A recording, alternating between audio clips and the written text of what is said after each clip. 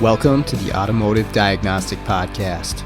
We're going to explore ways to sharpen our diagnostic skills, find learning resources, and hear from experts in the automotive field.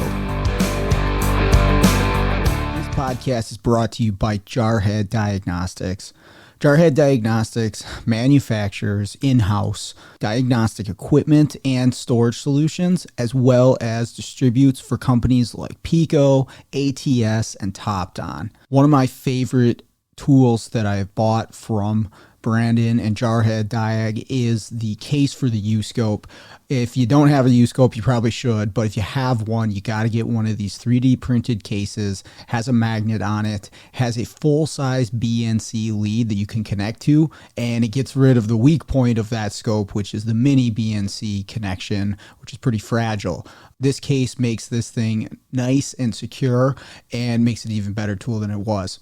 So check out jarheaddiag.com. The link is in the show notes. This episode is brought to you by AutoRescueTools.com and Isaac Rodell.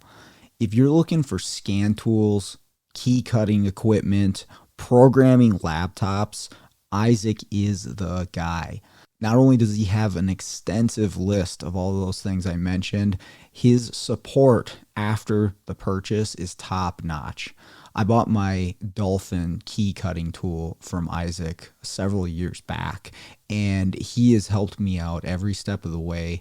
Anything that I needed on this thing, I didn't quite understand. If I had an issue with it, I needed something additional. He was easy to get a hold of and helped me out with that. So I highly recommend that you check out his website if you need anything related to keys, scan tools, diagnostic equipment. And again, that's AutoRescueTools.com. The link will be in the show notes. This episode is brought to you by AutoRescueTools.com and Isaac Rodell.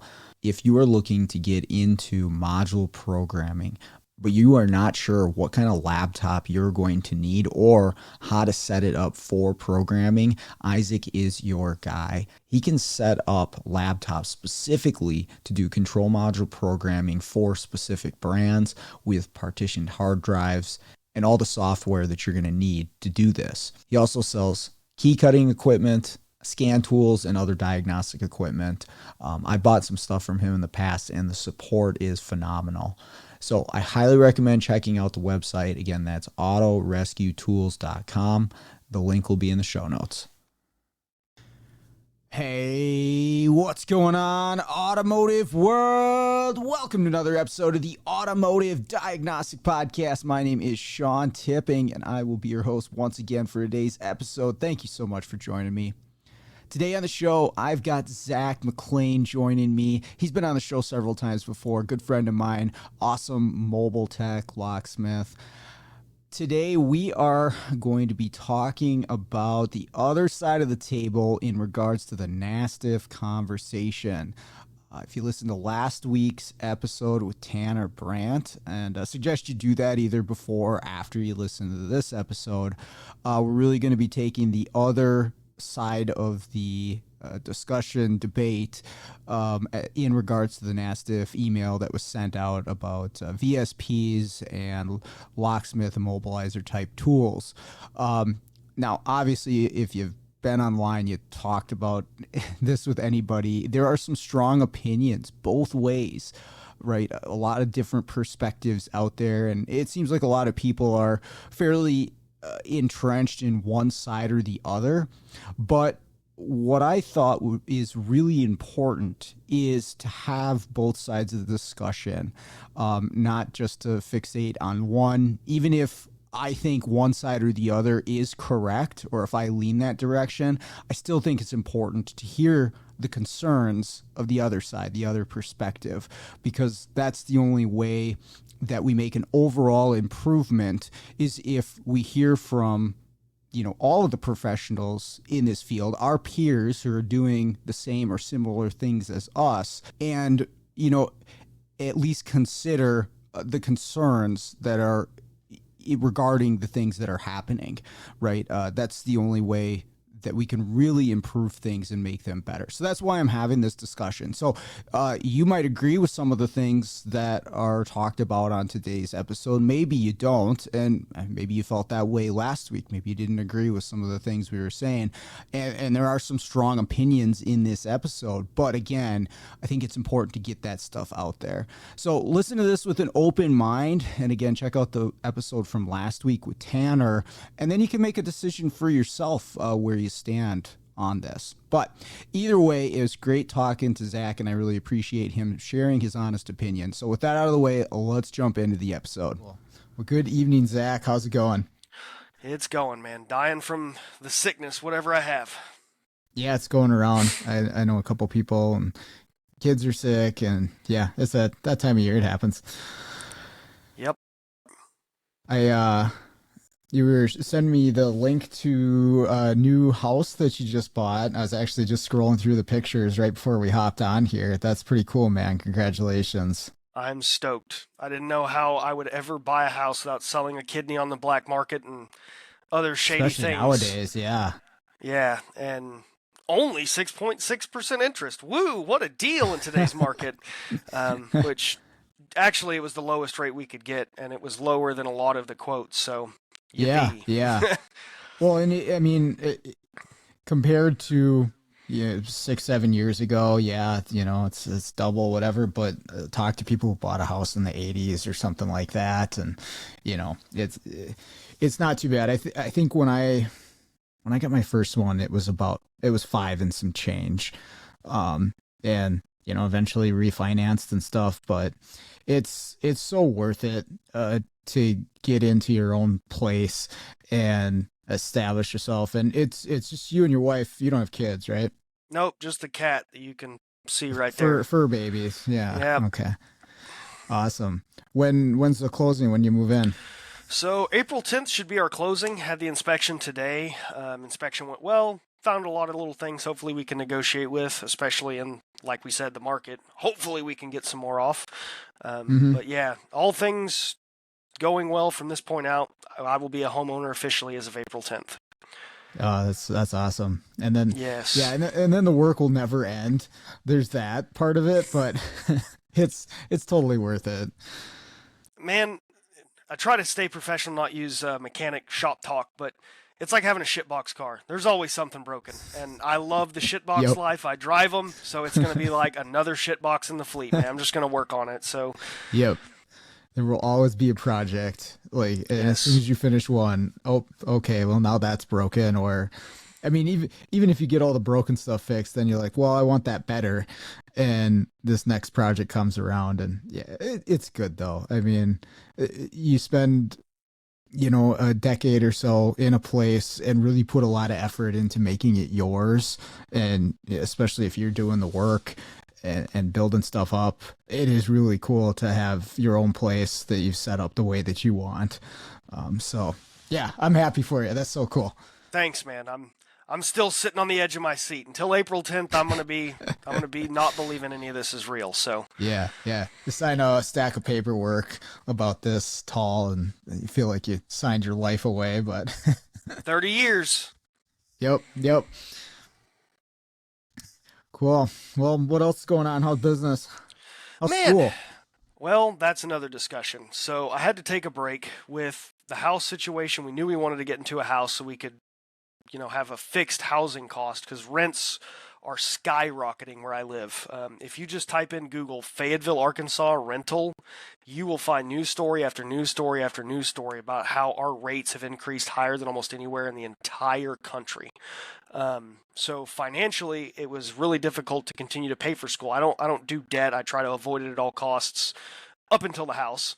And so I've been very skittish about getting a student loan and doing things that way, because it's been a while since I was in school, and I was struggling with some of my math classes. So I decided, you know what, time out, focus on business, focus on making money. Let's get into a house. I've already waited this long, so it's not like a year or two extra is really going to make the big of a deal. But I've really got to streamline some business operations, change. I may stop doing retail key work, because that is the biggest time waster, time sink that I've ever done. It makes great money. It's just constant constant texts, phone calls, haggling. It's not Yeah. worth the effort. And probably narrow my customer list down to just the shops that don't try to price shop me, the ones who see the value in my product and are more relational than transactional. And then once I do that, I can focus more on school and just putting the business on autopilot. Again, tech shortage, all the tech shortage. I would love to expand, and I have hit a point where I'm kind of tapped out, but there's really nobody I would feel comfortable recruiting, and I'm going to potentially anger a lot of my customers because who's the technician base I'm going to recruit from? My customers' technicians. So that's a slippery slope. Yeah. We're possibly looking for another van going in June, and that by far is the toughest part, is like who is going to fill those shoes, because it is slim pickings out there. Just, I mean, of people who want to do it, and then you got to find somebody who's skilled enough and has the right attitude, and you know, there's only so many unicorns out there, so I don't know if I'll be able to find one, but yeah. You got to be a unicorn in this business, man. Doing mobile, it's like the heavyweight division. You get beat to death every single day. Don't get me wrong, the guys that do R&R and do brakes and tires, and they're just as important as we are, and their job isn't easy. But man, you've got to be a jack of all trades and an expert in many to do this. So it's pretty difficult. Yeah, you almost have to be like a glutton for punishment, in a sense. Like in the depths of your soul, you kind of like getting your ass kicked a little bit. And then you're perfect for mobile. Yeah, if you can't quit, if you're someone that finding the answer to a question is far more important than will it make me money, you probably fit in pretty well in the mobile crowd. Well, that's cool. I mean, I'm glad it's going good for you. Are you still running that little red Transit that you bought? Yeah, I jokingly tell everyone you don't own a Transit Connect until you own two, because they always have transmission troubles. It was a nightmare. I had a transmission failure after the first failure when I purchased the vehicle, so I have two of them, and the red one's been back on the road like 4 or 5 months now. I think it's been a while, but I'm refusing to sell the other one, because as soon as I sell it, I'm going to lose the overdrive, and it's going to done, third, fourth gun. So... Well, knock on wood, I just hit 300,000 in mine the other day, and she's going strong. But I know I'm on borrowed time on that thing, and actually there's an oil leak I gotta address, because I was like, oh boy, here we go, it's time. So eventually I'll move on. We actually the next week I'll be signing a lease for a space, and it's small, but it is finally the door to me potentially getting a taller van, because my garage at home has been my limit on, I can't get anything taller than a Connect because it won't fit in my garage, and it can't be outside in the winter here. But we're actually going to have a small garage space and office space. It's kind of like home base for the business, and the garage is tall enough. I'm like, okay, well, maybe I'll look into something bigger. But I really do love my little Transit Connect. I mean, it has been, again, knock on wood, it has been pretty dang bulletproof for me doing this mobile thing for 4 or 5 years. Totally agree. Think it's the best starter mobile van on the entire planet. All of its flaws included, you cannot beat it for the price. Yeah. Well, and just like a house, like I have it set up the exact way that I want it, right? I got all the shelving set up. I've got the inverter set up. I got a power strip in back, so I have all my laptops in the van. So I used to pull them all out every night. Nope, it's in the van. I just plug in the van at night. And so if I get another van, you got to spend all the time getting it set up and everything like that. I'll send you a picture. So my inverter, it goes between the two seats. In the front there, I have a cage, right? And I just kind of like strapped it to the cage, so it's sitting up like this, and it's in the perfect location. So I got a sticker that's a flux capacitor. I just slapped it on the front. I'm like, it already kind of looks like it, so I put the sticker on there. So, I mean, it's just for me, but I enjoy it every time that I get in the van. So.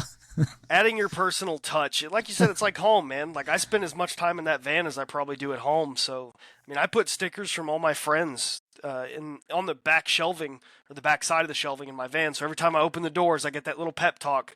If my friends are out here getting their teeth kicked in, I can do it too. So those little personal touches do make a difference. Yeah, for sure. Cool. Well, what are you thinking about NASTF? You wanna dig into that a little bit? Yeah. Popular subject right now. So I'm definitely in the opposing viewpoint crowd. I'm not happy about it. I'm pissed is probably the best word. Let me just start by saying I am a credentialed VSP. I have been since I think 22. I'd have to go Okay. back and look. I've had it for a long time.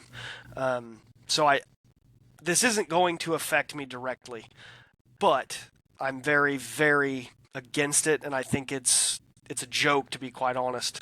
I've spoken to many friends, and I've tried to be open to the pro side of the argument as well. My buddy Isaac told me, hey, this could be a gateway for us getting into keys that you can't do with aftermarket equipment because the OEs don't share info. So if we play the little game and join their little secure club, maybe they'll allow us access to doing key programming. I'm a little cynical about that. I'm a cynic, but that is a potential positive. So I would just like to air out my negative feelings about it and air out some of the things that I think are obvious and let the end user decide. Do you want to take the dark side, the anti-NASTF approach, or do you want to join the cult of everyone should be a VSP? So Yeah, well, I definitely wanted to have, the other side of the table, Tanner on here last week, and, obviously discussion was like a pro, NASTF and why this is a good thing. And I agree with a lot of those points, but at the same time, like I mentioned last week, there's a number of people in this industry that I respect, like yourself, that have made some, solid counter arguments and points. And I believe it's really important to get, both sides out there. And so kind of wanted to do that, on the show so that anybody listening, can hear both perspectives. And like you say, make the decision for themselves, which direction, they'd like to go or what they want to support or how they want to approach doing key work in the future. So yeah, I don't know where exactly you want to start with it, but I'm down to chat about whatever. Well, first, anyone that's listening, I'm not exactly famous. I don't have clout, but I want to try to prove my credibility, right? So I've been an auto technician it'll be 11 years in April. I've been doing mobile work that includes full service automotive locksmithing for 3 years, and this October it'll be 3. So I've been in it a bit. I apprenticed under a sole locksmith. He didn't do any programming as we mobile guys would see it. So I've kind of seen both sides of the fence. I've been in the locksmith community, and I've been in the automotive repair community. Again, I'm a credentialed VSP, and in future points that I'm going to make in this episode, my brother is getting his PhD in May, and it's in computer engineering, and his specialty is in software and hardware security. So I had some interesting discussions with him, and he had his own doubts and comments. So I'm not just some rando that's on a Facebook group. Oh, NASTF's bad. Don't be a VSP. This is the end of the world, right? Mm-hmm. I'm a pretty reasonable guy. I don't like to be conspiratorial, and I've been in the industry long enough. I've kind of seen ploys like this come out and ideas like this try to be rolled out, and they failed miserably. So I would like to speak not only from experience, but from a level of credibility. Take what I say with a grain of salt, but I'm not just some rando that's out here on the Autel IM508 Facebook group running their mouth. There's a few of those. Oh, dude. Oh, my goodness. A ton of those. Let's not go down that road. Yeah. And that's exactly the type of person I want to talk to, who is out there doing this stuff every day and understands the industry. From our perspective, like most of the people listening to this show are out there fixing cars, doing this stuff every day. And so how is this going to directly affect me and my job or my business, right? Because like I'm not on the NASTF board, I'm a member, I'm a VSP, credential. I've got that, and I got it when I started my business so that I could, do these, transactions. And I actually looked the other day, and I think in the time that I've had it, I think I got it in 2020. I've maybe used it 10, 15 times in that. Granted, those cars, like I probably unlikely any other way that I would have gotten those particular vehicles done. Outside of some real crazy stuff, but I mean, that was the way I got those done, and it was good to have. And I'm glad they're there. I'm glad that there is that connection. But I do see the other side of it too, of like, I don't need things to make my job more complicated when I'm just trying to fix cars, right? Like, and we've been looking at it now of like, okay, because I got 3 IM tools for Autel. Like, we use those all the time. We do a lot of keys and stuff, and so now I'm looking at this like, how are we going to structure this, and how is it going to affect our day to day business, right? Because I'm at the moment I'm the only credentialed member of the team, and we got 3 guys, so I need to get them on sub accounts or figure out how that's going to work if we're starting to use these as a VSP credentialed tool. I realize it's not filing a D1 every time, but like, I assume I can't just like give Steve my login and say, yeah, go ahead and make some keys. Like, that doesn't work that way. That's not the idea behind this. So, it's creating some extra work for us for sure, which I'm in the works of getting all that figured out. Yes, same here. Thankfully, I'm a single man show, so I don't have to worry about getting sub accounts and things like that. But it's kind of a scary change for a lot of people. I am friends with many locksmiths in my area. 2 of them, actually 3, are really, really great friends. And I have 3 people using me as their, what's the reference? That's what it is. Sorry, the brain fog.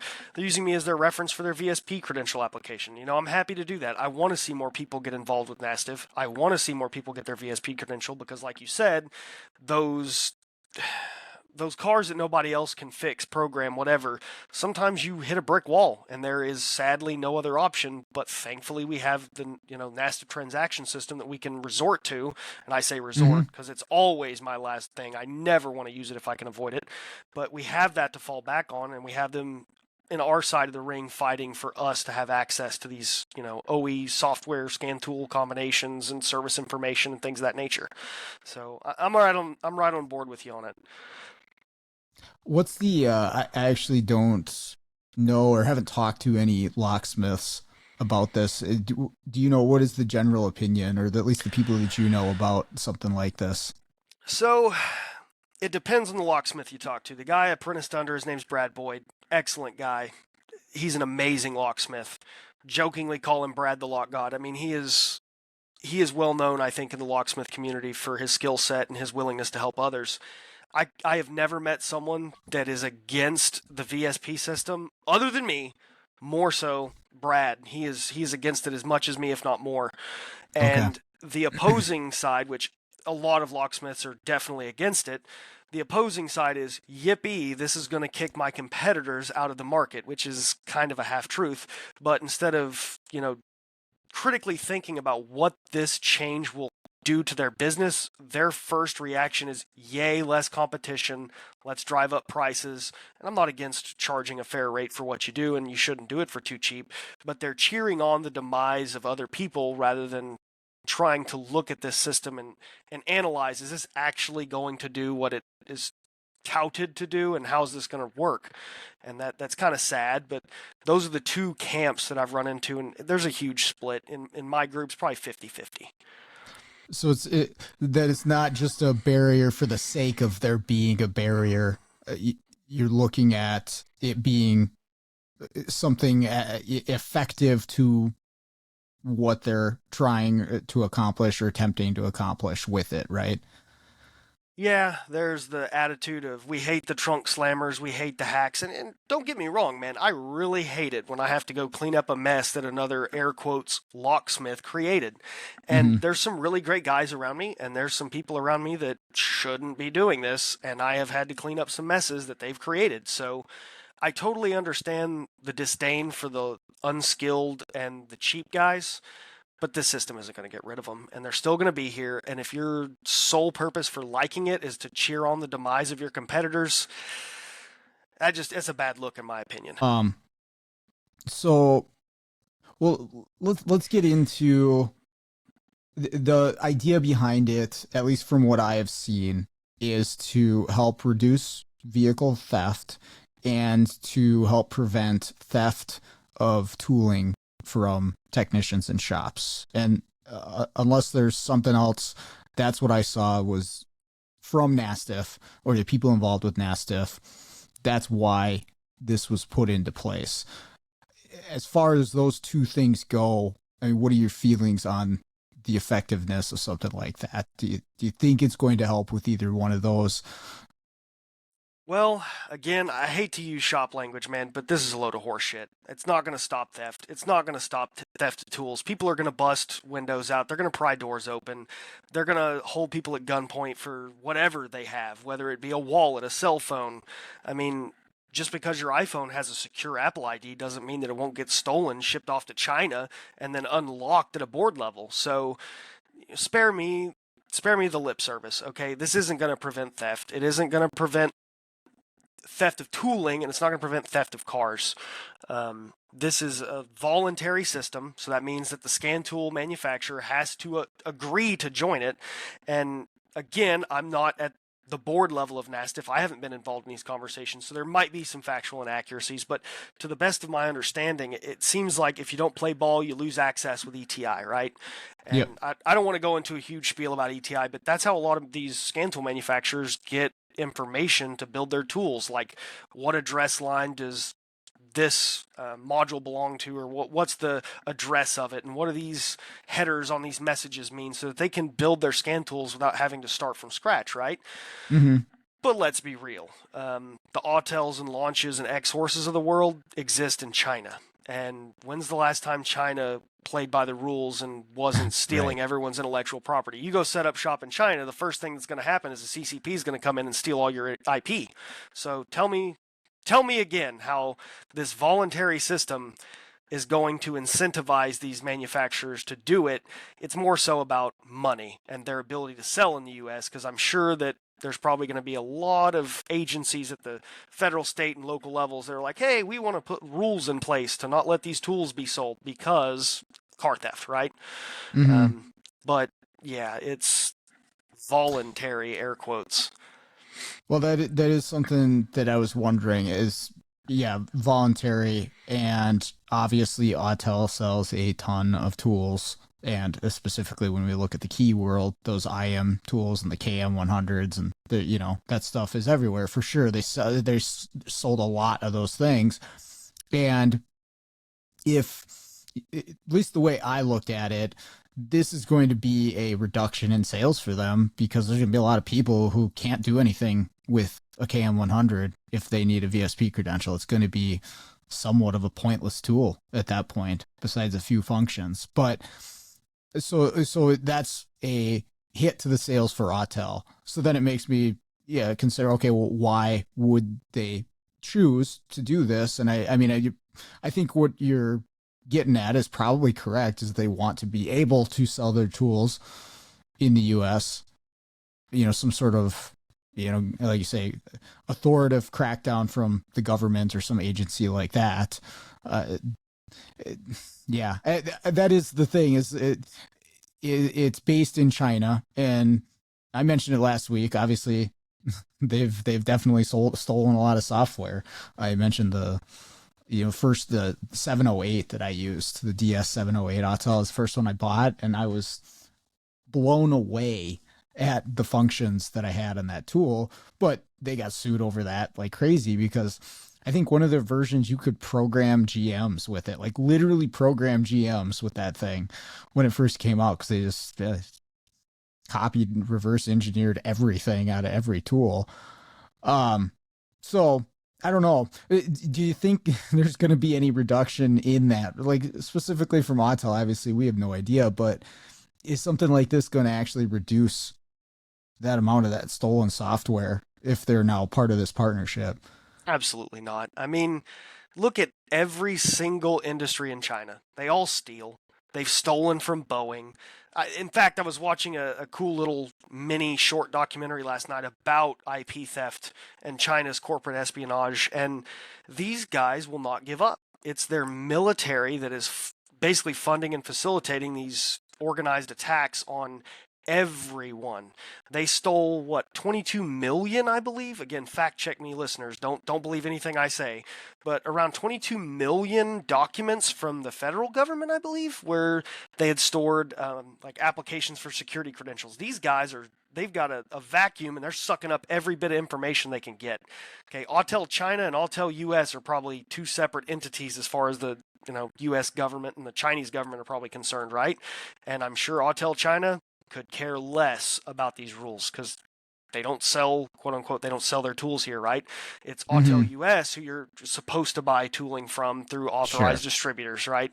I think a good thing, and this was mentioned to me by a few people, is this is probably going to cut down on all of the gray market, Oceania, China market tools that are sold on eBay and Amazon, which is a huge thing. Yeah. That makes me happy because Joe Homeowner isn't going to get the IM608 car killer, is my favorite nickname for it, and start bricking all of the stuff in his car and screwing stuff up. All the amount of cars you can mess up with it. That's great news for us. However, it's not going to prevent the massive issues we have with car theft.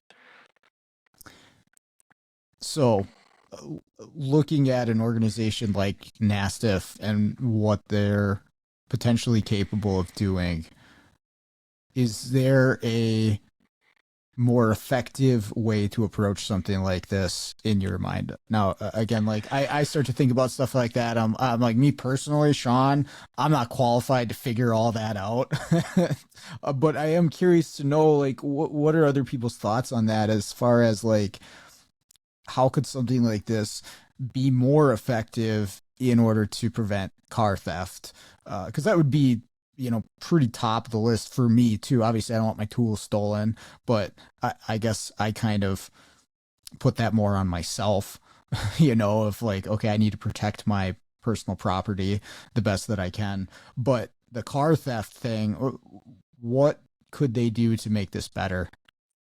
Well, I definitely don't like the federal or state or local governments, right? They find the most inefficient, backwards, expensive ways to fix problems, but there's oversight that all of us as citizens have. You can call your city council person, you can call your state senator or state congressman, you can call your federal senator or congressman. Good luck getting them to do anything, but at least you can feel like I have a way to get a hold of them. And the reason I bring this up is I think the only logical reason, and again, I'm just some random guy that goes around and makes car keys and programs modules. Who am I to, dictate how this should be fixed? But maybe controlling the point of sale, right? Controlling access to the device itself would be better. Purchasing firearms at the federal law level, every state's a little different. You have to fill out a form, and it's an ATF form 4473. You have to answer a bunch of questions, provide photo identification, and they record the serial number of the firearm on the form. And there is a record of the transaction taking place on top of verifying that the person who's purchasing it is capable and is legally allowed to own it, right? Maybe if we created a system like that to control the point of sale, we could reduce the amount of car thieves going out and buying these tools. Because truly and honestly, man, I run around a lot of these locksmith groups. I don't think the tool theft issue, at least now, is as big as it has been.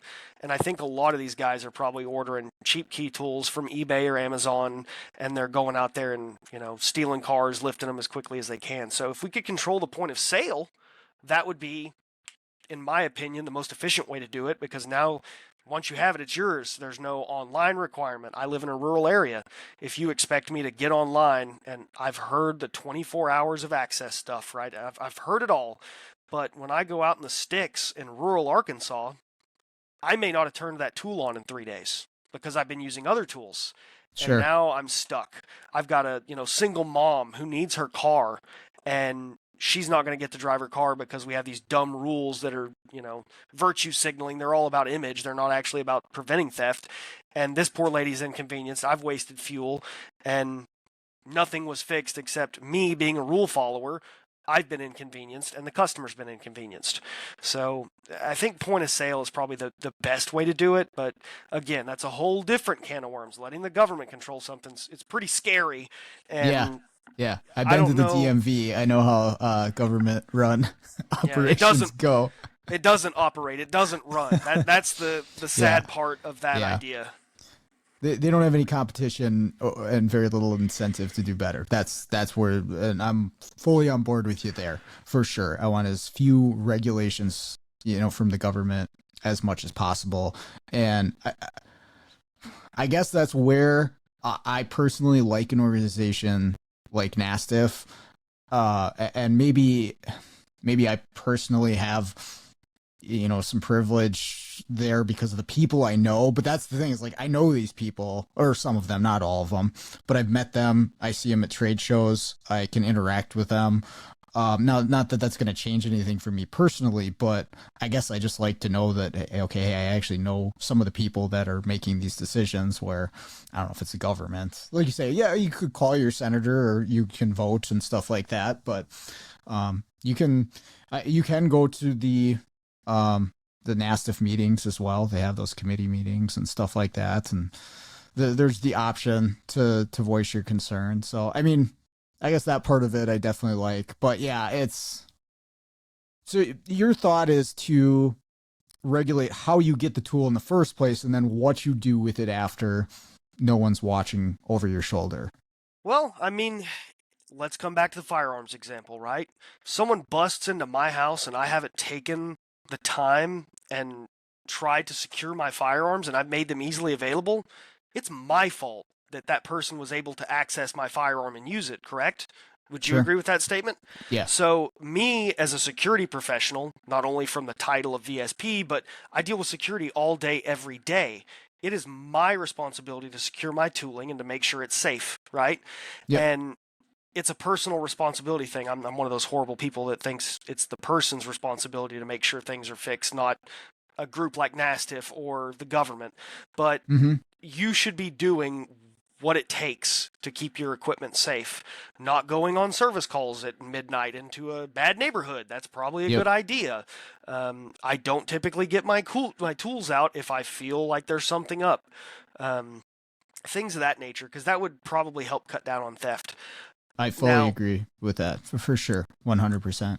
On the other side of that coin, I have a really good locksmith friend. His name's Eric, and I'm gonna destroy his last name. So Eric, if you do end up listening to this, please correct me again. I think it's Demers.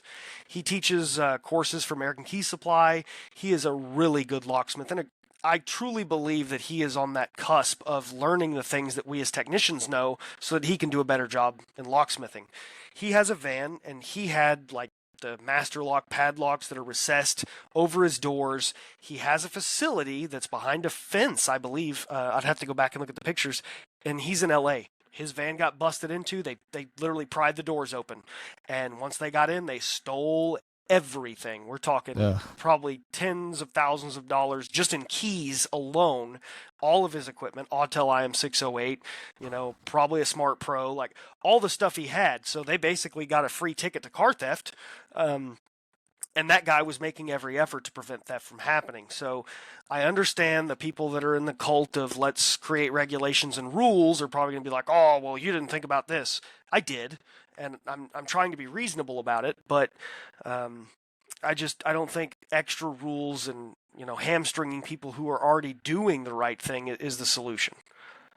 Yeah, and it's not gonna. The thing is, I will agree with this side of things. It's not going to stop people from stealing stuff, right? Like people are gonna do shitty things. That's never going to stop. And on that side of things, maybe it's more about the punishment for crime theft, which has nothing to do with us, right? That's outside of the automotive world. But as far as increasing what's going to happen to you if you're caught doing this stuff, me personally, I think that's going to be the number one way to help prevent, not eliminate, still going to happen, but to reduce the amount that this happens. You can't legislate morality, man. It doesn't matter. Right. We have laws against murder. Did that magically stop murder overnight? Absolutely not. We have laws against theft. didn't stop the thefts, right? Everything's incentive Yep. based. Everyone has an agenda. I don't care who they are. I have an agenda, man. I don't want to have the tool connected to the internet if it's not an internet required function. I don't want to have to worry about whether or not someone's going to come in and audit me and find the one car that I screwed up on, because we're all human, make mistakes. And then this entity that I don't feel I have as much ability to speak for myself, which I have to say, I've spoken to Donnie. I respect him as a person. He seems like someone who truly cares. But I'm just one guy in the sea of this entire industry, and all it takes is one mistake. When you're a VSP, you have to take this very seriously. And I can't afford to lose the credential as it sits now. Imagine that tens of thousands of dollars of my equipment is basically being held hostage over my head by this third party who I have no direct control over, in my personal opinion. And all it takes is one little mistake. They're the boogeyman, right? Donnie's not under your bed, guys. Don't check. But I mean, it's very scary as someone in business, that now not only do I have to worry about being on the right side of the law, but if something happens outside of my control and that car can be traced to me, now I have to worry about losing that credential. And I truly believe that NASTF would stand up for their VSPs. They're not going to try to railroad us, but it's still a scary possibility to lose access to all that equipment over something as small as you duplicated a key, for example, and that car ended up being stolen. That's a great story I'd love to segue into, but I don't want to derail the conversation. Okay. Yeah, I mean, we can definitely go that route. Yeah, I don't like the idea of losing the functionality of the thousands of dollars of equipment that I have, if something were to happen. Of course, now, again, personal responsibility, that's on me to now be very particular about what I'm doing and how I do it. But yeah, like say, stuff still happens, right? And we've heard a lot of those stories, and maybe that's one of them that you got, that like you do everything right, and then it's still some sort of goofy situation. We mentioned Cody on here last week, where, you know, it's a ex-boyfriend and his name's on the insurance and this and that. And yeah, stuff happens even when you're trying to do everything as right as possible. Yeah. And let me be clear. I want to preface this by discussing how it works where I live. So in the state of Arkansas, thank God we don't have locksmith licensing, because then again, another way for your livelihood to be held hostage. And because of that, it's really the Wild West out here as far as car keys are concerned. But regardless of that, I have always D1 form, no D1 form, mechanical key, transponder, prox. It doesn't matter. If you lose all your keys, you're not getting one from me unless you provide me a government-issued photo ID, which really should be a driver's license, a proof of ownership document, and I do not accept insurance. It better say the state of Arkansas, state of Oklahoma. It's got to be government documentation with your name and your address. All that information's there. I take a picture of it and I attach it to my invoice, so I cover my customer and I cover me, right? That customer is confident that their car is being, all keys lost service is being taken care of, and I'm verifying their, ownership. And a lot of people are very happy to do that. And I'm covering myself, so in the future, if something does happen and the police show up or NASTF calls me and say, hey, man, absolutely, let me go ahead and show you those documents, because I don't want to help people steal cars. I've had stuff stolen. It makes my blood boil. But let's just talk about reality. Have you ever done an ATA key? You ever cloned a transponder chip? That's not going to have this system involved with it, but that's what a lot of hardware stores do. You take your, 2006 Chevy Impala, for example, right? It's a B111 PT, I believe is the part number. That's a Circle Plus 46 transponder. You take the key into the hardware store, they cut the key, and then they clone the chip, right? You walk out with a key. Did that person steal that car? Did they swipe keys off somebody and go steal their car and drive it to the hardware store?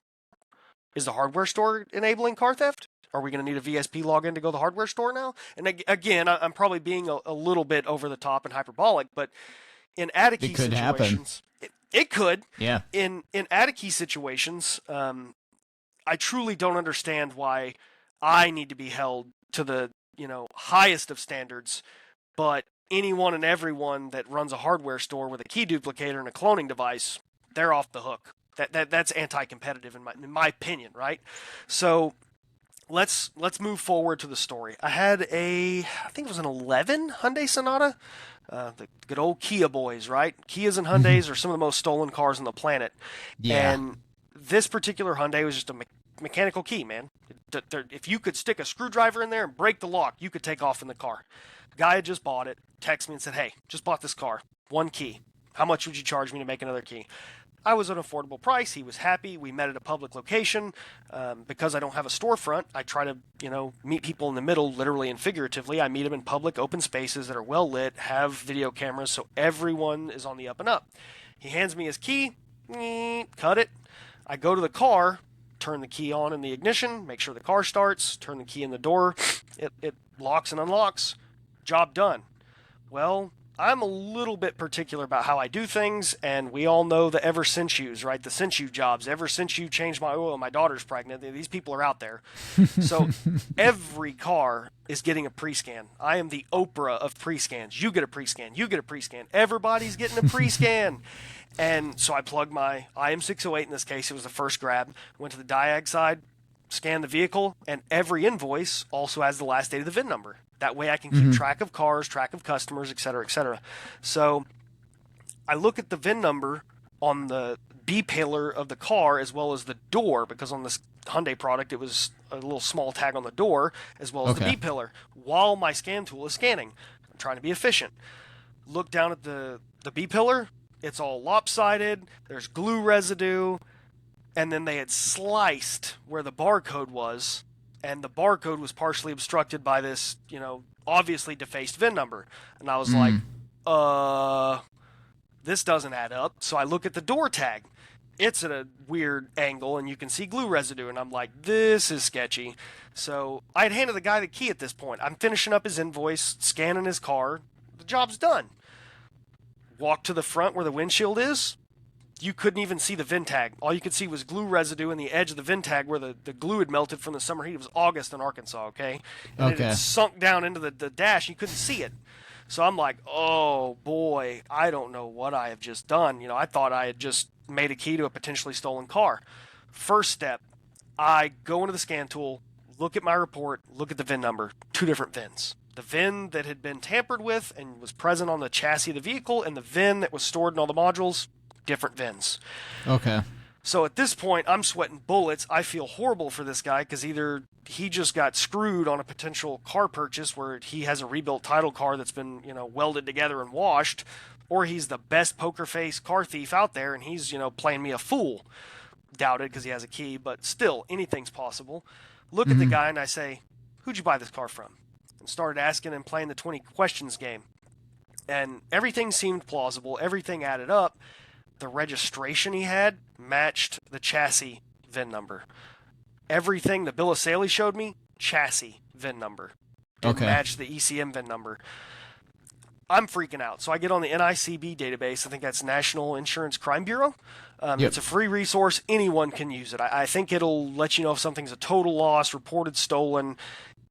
As a private individual, I don't have access to the car theft database that law enforcement does, but I wanted to do my due diligence to make sure to the best of my ability this thing wasn't stolen. Checked both VINs. Neither of them came back as total loss. Neither of them came back as stolen. So I tell this guy, hey, man, we need to contact the police immediately. And he's like, oh, well, and the job was done. I couldn't hold the guy. I'm not the cops. It's not my job to enforce the law. And I had merely duplicated a key. No different if he had walked into Home Depot and had him cut a metal key. What difference is there? None. I just took that extra step to document the job and document the VIN numbers and cover my own butt. So at this point, customer leaves. I call the local PD. They gave me the runaround, man. I had to spend probably an hour and a half on the phone playing, hold, call this agency, ask the Arkansas State Police, ask this agency. And eventually a detective from the local PD where the job was performed called me. Dude, I thought I was being treated like a car thief, and totally understand they're dealing with, probably major crimes, and VIN tampering is probably not on the top of their list. But I did my due diligence, gave them the customer's contact info, gave them the VIN number, not only reported in the vehicle's modules, but also on the chassis. And I even sent him a picture that I have of the VIN tag being crooked. And I think I might have sent him the pre-scan. He's a police officer. I don't assume that, he's a big car guy. So I did all that, and nothing ever happened. I called a friend of mine who is a NASTF board member, and I was like, dude, I think I'm about to lose my VSP. He's like, what happened? Ran him through the story. He's like, man, you did everything that you could have done. Maybe in the future, do the pre-scan and the VIN verification first, which I probably should have done, but no locksmith license needed. There's no laws saying I can't duplicate a key, and I did no different than your Lowe's or Home Depot would. Mm-hmm. So, very easily, anyone who is busy or sick like I am today, they could walk up to a car like this and try to make a duplicate key and could very well be enabling car theft without realizing it. Mm-hmm. So that's one of those holes that I think is in this program that could tank people's businesses and could ruin them. So, first of all, personal responsibility. You need to do your job. Second of all, things like this have unintended consequences, and innocent people are going to be harmed. So that I'll end at that and let you have a rebuttal, or we can continue discussing. Yeah, no, that website is a great resource. We use that for definitely anything we're doing an all keys loss for. We won't do any of that until we see the title, the identification, the VIN matching the title, and then running it through that registry to make sure that it's not stolen. And luckily, we haven't run into one that's popped up stolen or anything fishy like that. I think the closest I had to that is I was trying to program this wasn't even anti-theft. It was a PCM on a Buick LaCrosse. And I was using the VIN on the door, which the door had just been changed, probably got smashed or something. And I'm like, why is this not working? Well, you got to use the VIN on the car, you dumbass. So Yep. I was using the wrong VIN when I was trying to program this thing. But I haven't run into any of the stolen stuff. There's been a few where there's two names on a title, and we do require, like, we need both of those identifications. And it's from stories I've heard of, an angry ex spouse trying to, steal a car or something like that. And we try to cover it the best we can, but I very easily can see how you can overlook something, or you, like you say, you're busy, you're overwhelmed. This seems like a very simple job to cut a key for this thing. I mean, look at like a Chevy truck or something, right? You don't even have to do any programming. Just like you say, it's key in, out, key in. You're programmed, like you programmed a key to that vehicle, and that obviously doesn't require any tooling to do that. And that's every single blade GM for how long is set up that way. So, yeah, obviously none of that stuff's going to be, blocked by anything like this. But yeah, keys are definitely an interesting world, man. Have you run into any other like stolen vehicles where it's popped up stolen, or you mentioned like the VIN washing thing? How often do you see that?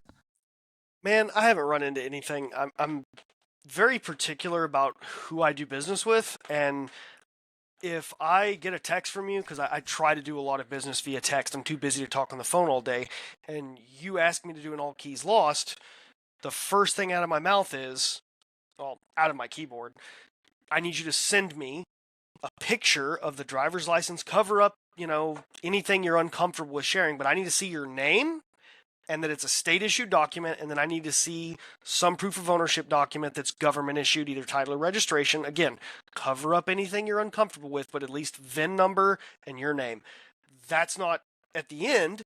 At the end, I'm going to require those documents because I treat every vehicle like it's a D1 transaction. However, at least all keys lost. However, I understand that people are very wary of giving their personal info up, and I am too.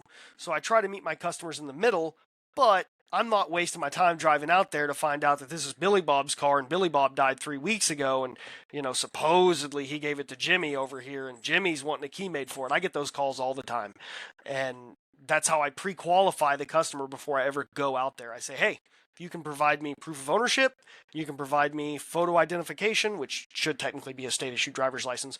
At that point, I will put you on the schedule. And just following that one process has pretty well ensured that I've never run into a stolen car. Again, nothing's infallible. There's no such thing as a foolproof plan. But I feel like those steps have washed out any of the, riffraff and Mm-hmm. junk that I could run into, where it's a rebuilt title car and junk like that you don't want to deal with, or somebody's doing something shady. Yep. So it's just like when you hear about, I don't want to misquote Lucas. I love Lucas to death, but Lucas talks about like qualifying your customers, I believe, or knowing who your Sure. customer is. Like Yeah. some people's money isn't worth taking because they're going to become the biggest nightmare, and you Oh would man. ask them how much you would have to pay them to get out of your life. So, I Isn't that the mean, truth? yeah, I mean, I've tried to listen to people who even I disagree with. Lucas, I don't necessarily disagree with him. I like his podcast and I've been on it. But I've tried to listen to those things and they've helped me not only business-wise, but that's protected me from dealing with stolen cars and having to talk to the police. Nobody wants to have to talk to the police about a stolen car. So, Right. Um, One of the other like biggest concerns that I saw about this whole thing with NASTF recently in the like Facebook groups and some other forums and stuff is, and I'm quoting what people are saying here, is that this whole thing is a racket and that it's really about the money and a lot less about what else is being, promoted. And I also have seen like on diag.net, I saw Donnie in there commenting, and from what I can tell, being as genuine as he can, like, hey, this that is not what this is. Um, what are your feelings on that? I'm not looking to like accuse anybody of anything. I'm curious to bring up these points and talk through them. yeah, I mean, first off, let me reiterate. I've met Donnie on multiple occasions. I respect the guy as a person. I think he's a genuinely good dude. I don't think that, he's a lizard person. He's out here to steal people's souls. Okay, there's so much Bohemian conspiracy. Grove. Yeah. Okay. I promise I'm not going to sell anybody supplements tonight, but I, I would be lying, and anyone that would try to say that they don't have a financial incentive would be lying, right?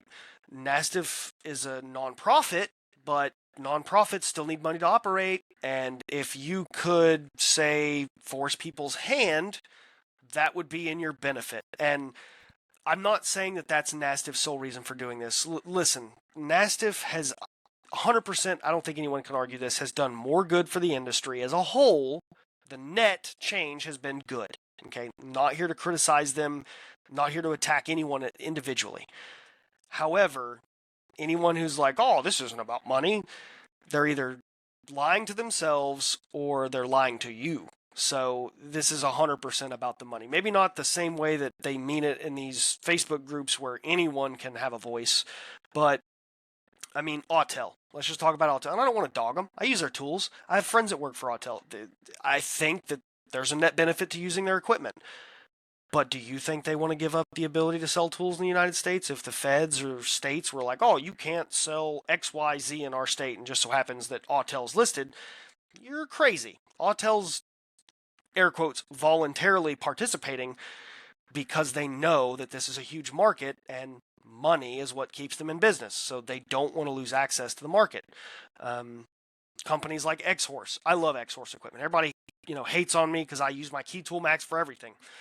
I don't think that they have a huge market for like the Key Tool Plus and my Key Tool Max, and I'll be damned if I ever update my Key Tool Max. I'll be out here programming everything with the Key Tool Max, a space shuttle if I can, because I don't want to have this involved. But the big fish like Autel and Launch, I'm sure would probably partake, and launch-based tools that are sold under different brands. They want to comply because of money, right? The Chinese government doesn't care. These Chinese entities that share the name that these American companies share, they're not going to follow the rules. You think that Autel China cares? They're probably laughing, rolling on the floor. They don't give a crap about our laws. They break them every day. So, Yep.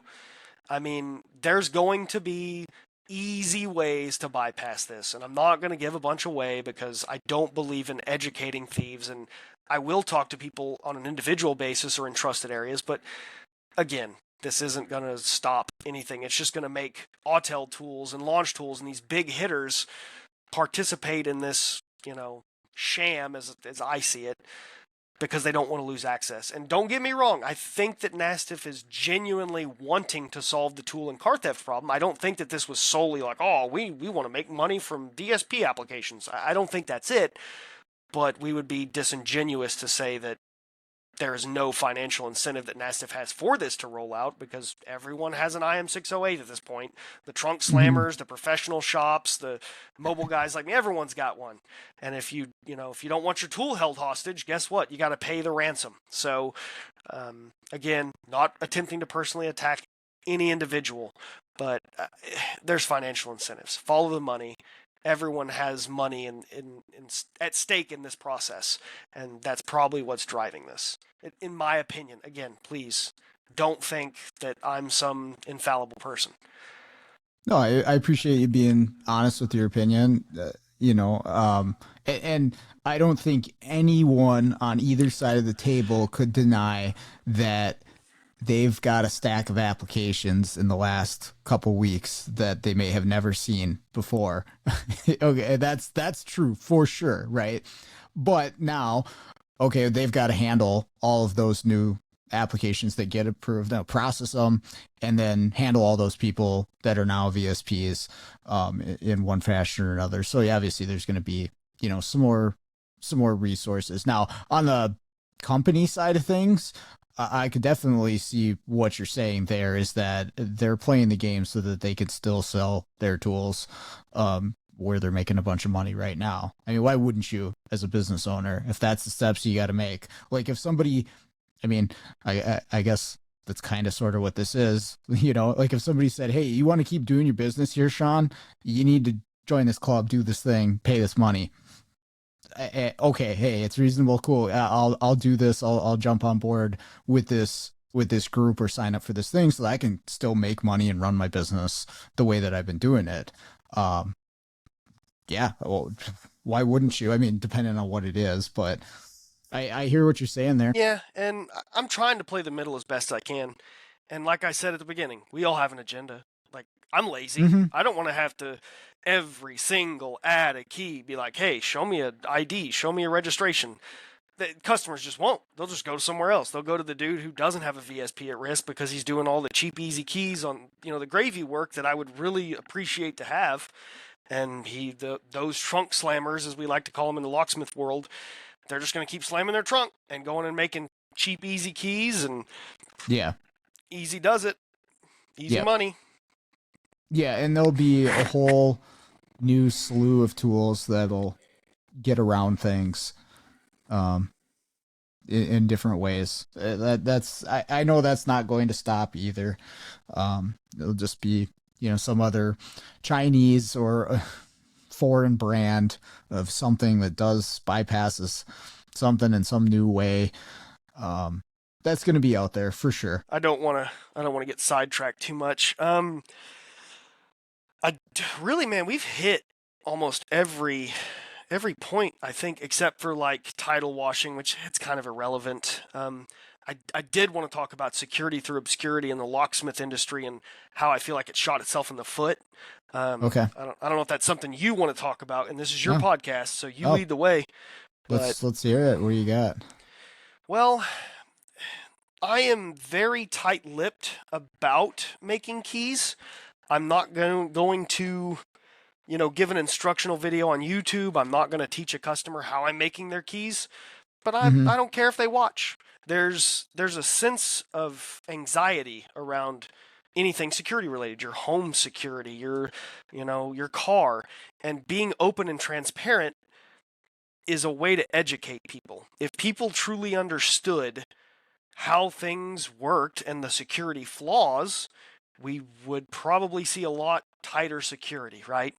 Yeah. That phrase security through obscurity, it gets thrown around a lot. And this YouTube channel I'm going to mention is very well hated by many in the locksmith community. And I don't see why, but the lockpicking lawyer, I think, has done a great service to the security industry because, one, he's showing the world how flawed a lot of locks are.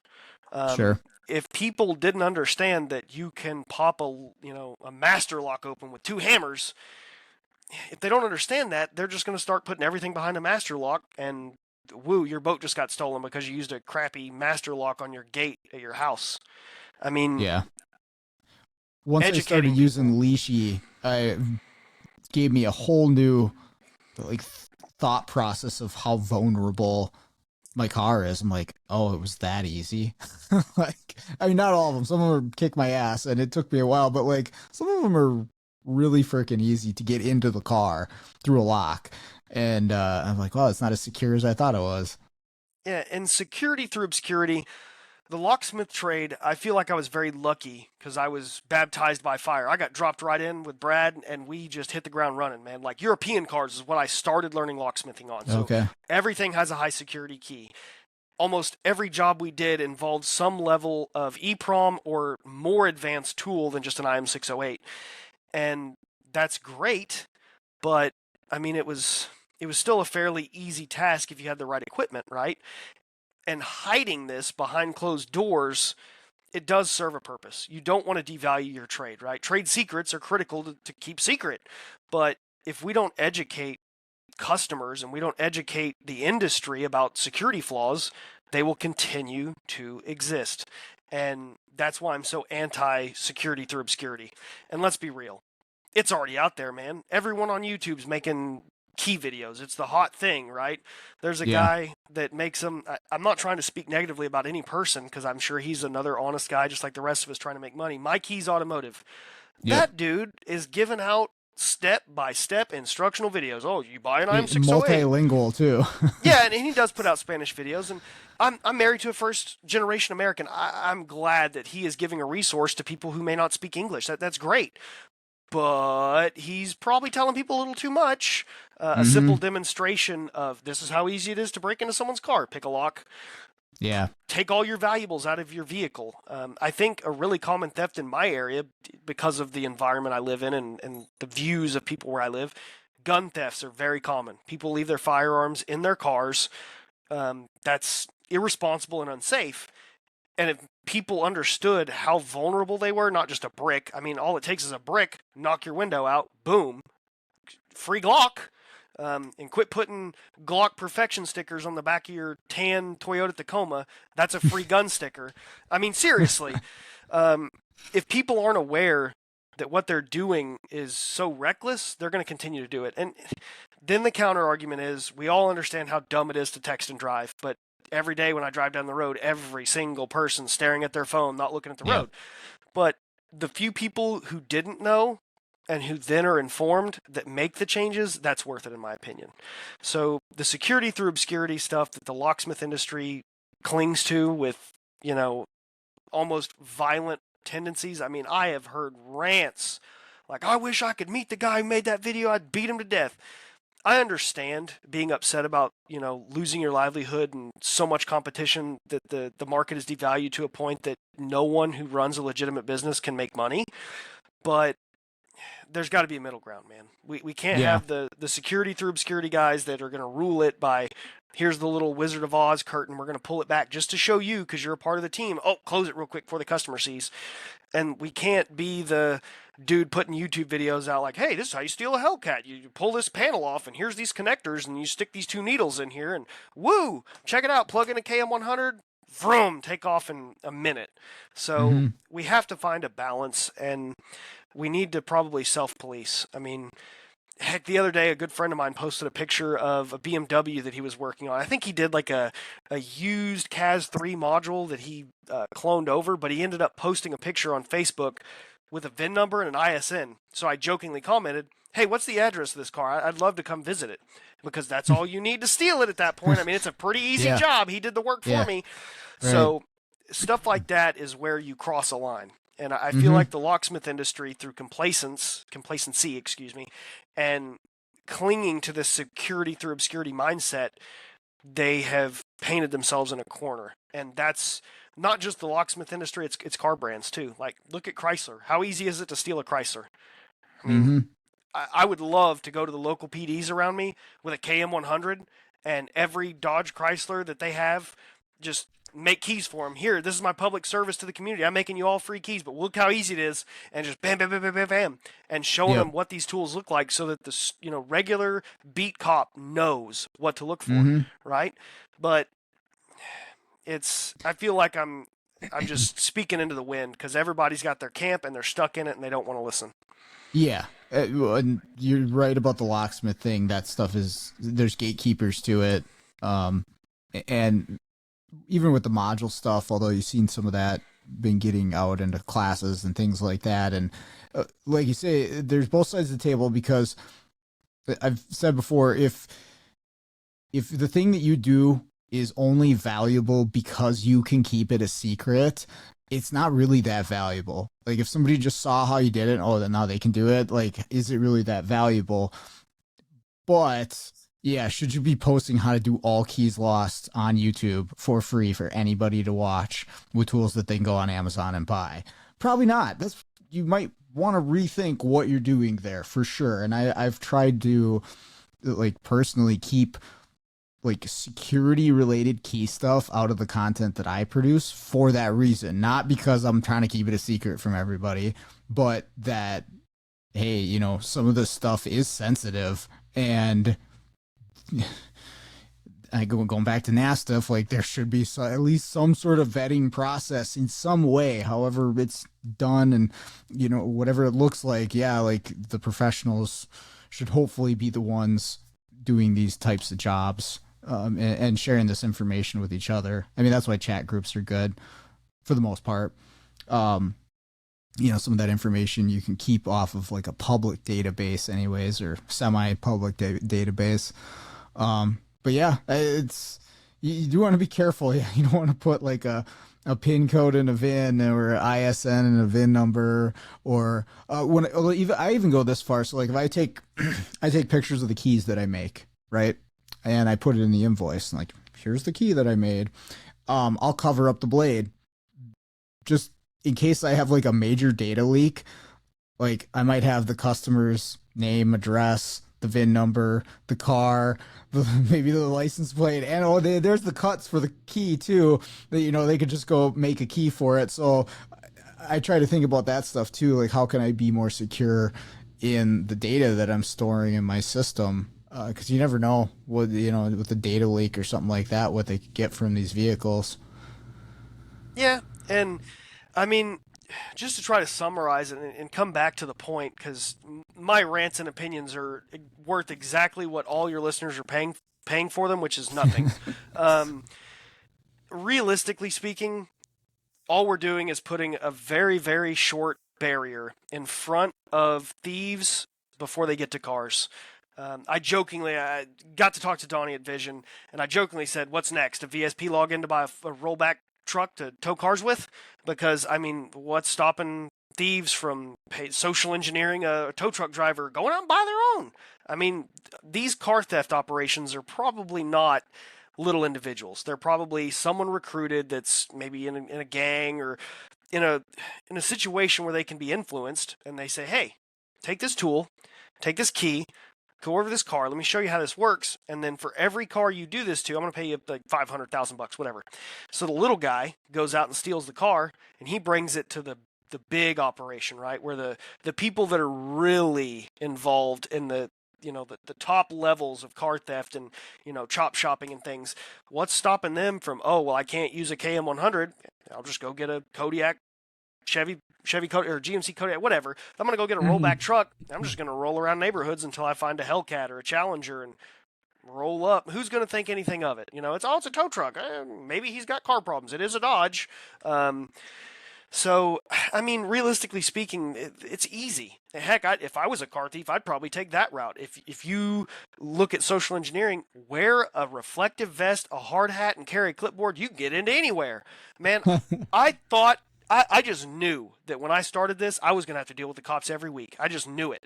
Man, I've done all keys lost on cars after dark in parking lots with lots of people around. You know how sketchy it is for you to walk up to a car with a leashy Yes. and a thing of spray lube, and I'm just picking away, and the cops have never shown up. So if you've got yellow flashing lights and you've been casing the joint, when they're away from home, because people don't have good OPSEC, and we're going on vacation the 25th, and you leave your Hellcat in your driveway. Oh, well, Tim, he's been my next door neighbor. I knew he went on vacation. I bet he's getting his car worked on. Okay. And that person rolls up, beep, pulls the car. It's gone. And now that Hellcat is going to get taken to a chop shop, and, hey, we found this, wrecked police V6 Charger or whatever. It's burned out to the ground. We're going to buy it from Copart.